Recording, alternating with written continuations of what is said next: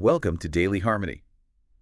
Think for a moment, have you ever really considered that your everyday thoughts, maybe your actions too, might have a much bigger impact than you realize?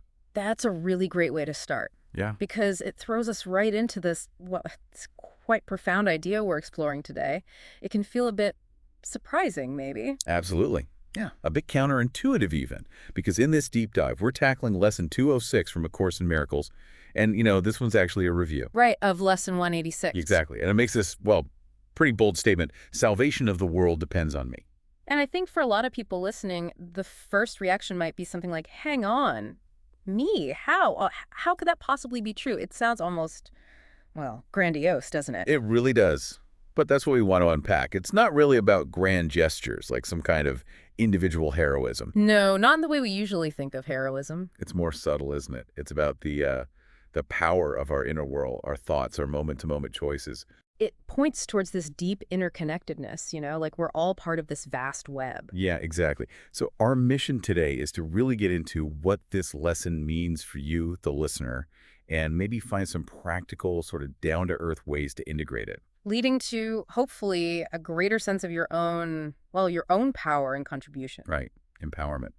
So let's dive right in, that core idea. Yeah. What's Lesson 206 really saying? Well, essentially, it's stating that each one of us individually holds a pretty significant responsibility For the whole world's salvation. for the world's well-being, yeah. For its salvation, as the Course puts it. It's saying our thoughts, the feelings we choose, the actions we take, they're not just isolated events. They actually contribute to the whole experience of humanity. Okay, and you mentioned interconnectedness earlier. This ties into a really central idea in the Course, doesn't it? The whole concept that separation is, well, an illusion. Exactly. That's key here. The Course consistently teaches that the separation we perceive between ourselves and others and the world isn't ultimately real. So how does that connect? If separation is an illusion, how does that make the world's salvation depend on me? Well, think about it like this. If we're all truly interconnected, maybe like cells in one body or waves in one ocean, Okay. then the state of one part inevitably influences the whole. So when we talk about healing the world or the salvation of the world, it's not something separate from our own inner peace, our own healing. So my personal journey towards, say, letting go of fear or judgment. Yes, that directly contributes to the healing of the collective. Because we're all part of that same single consciousness, ultimately. Your healing is collective healing, in a sense. So it's less like we're all separate boats bobbing around. Right. And more like we're all part of the same water. That's a good way to put it. And this really highlights the power of our minds in this whole process, doesn't it? The lesson is really calling us to be more aware. Aware of our thoughts, not just our actions. Primarily our thoughts, yes. It emphasizes how crucial it is to consciously choose. Choose love, choose forgiveness, instead of fear or attack in our minds. Because those thought patterns, Yeah.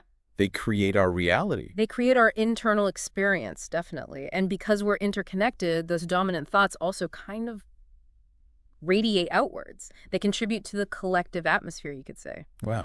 So when you consciously choose a loving thought over a fearful one, it's not just for you, it has ripples. This really elevates personal healing then. It's Yeah. not just navel-gazing or trying to feel better for myself. Not at all. Lesson 206 completely reframes it. Personal transformation becomes an essential part of global healing. When you work on your inner peace, confront your own stuff, you are actively participating in healing the world. It turns personal growth into this sacred responsibility, but also a global contribution. That feels much bigger and actually quite empowering. So, okay, how do we do this? Practically speaking, day to day. Well, one really key practice is mindfulness, just becoming more aware. Aware of thoughts and feelings as they happen. Exactly. Throughout the day, just take moments to notice what's going on in your mind. Without judging it initially, just see it. Notice when you're maybe defaulting to criticism or fear or negativity, And then, and then consciously choose differently. Choose to redirect your thoughts towards understanding, maybe, towards compassion, towards seeing the situation or the person through the eyes of love instead of fear. It's like becoming the gentle guide of your own mind. so like catching myself when I'm mentally complaining about someone. And instead trying to find a reason to appreciate them, or at least understand their perspective. Precisely that. And another really powerful way is through simple, intentional acts of kindness. It doesn't have to be huge things. Absolutely not. Small things. A genuine compliment. Really listening to someone without interrupting. Offering help when you see a need. These acts uplift others, sure, but they also lift you up, reinforcing that feeling of connection. They add to the positive energy. That makes sense. And the course materials, the sources for this lesson, they suggest some specific exercises too, right? Like journaling. Yes, reflective journaling is a great tool here. The suggestion is to think about a time, maybe recently, maybe long ago, when something you did, even if it felt small, made a positive difference for someone else. Okay. And then write about it. What did you do? Why did you do it? How did it feel?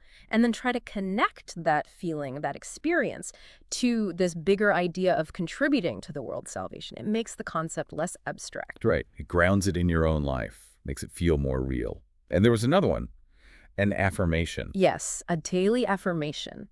The recommendation is to start the day by saying to yourself, maybe repeating it a few times, my thoughts and actions contribute to the salvation of the world. Saying it intentionally. Intentionally. Yeah. And maybe repeating it during the day, especially if you feel overwhelmed or, insignificant.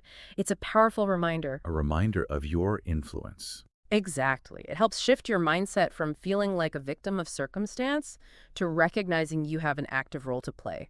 It helps internalize this teaching. The title itself, Salvation of the World Depends on Me. Yeah. It is so direct, almost confronting. What's the significance of that phrasing? I think its power is in its directness, like you said. It doesn't let us off the hook, does it? No. It doesn't put the responsibility out there somewhere on governments or institutions or even on God in a passive way. It places the potential, the responsibility for healing and change squarely with each individual, with you. So it's a call to own our power. Absolutely. It's saying you are not just a bystander watching the world happen. You are an active co-creator of its state. Yeah.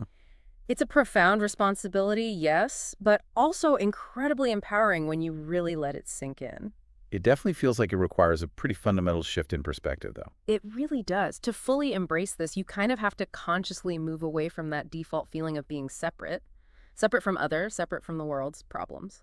That feeling of us and them. Exactly. It's about actively cultivating an awareness of interconnectedness, really feeling it, understanding that your inner state, your peace, your turmoil has ripple effects. Ripples we might not even see directly. Often we don't, but recognizing they exist, that shift, while maybe challenging at first, it ultimately leads to a much more meaningful and, I think, effective way of living, more empowered. And just to clarify, when the lesson talks about the salvation of the world, we're not necessarily talking about a single dramatic, maybe religious event, are we? No, not in the context of the Course. Salvation here isn't typically about a one-time future event or traditional religious deliverance.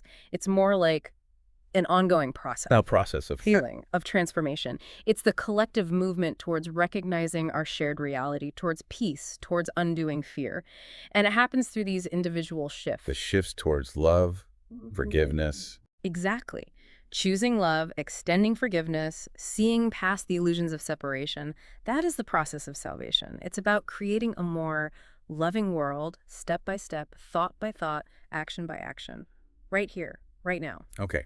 So if we were to boil it down, the main takeaway is just how significant our influence really is.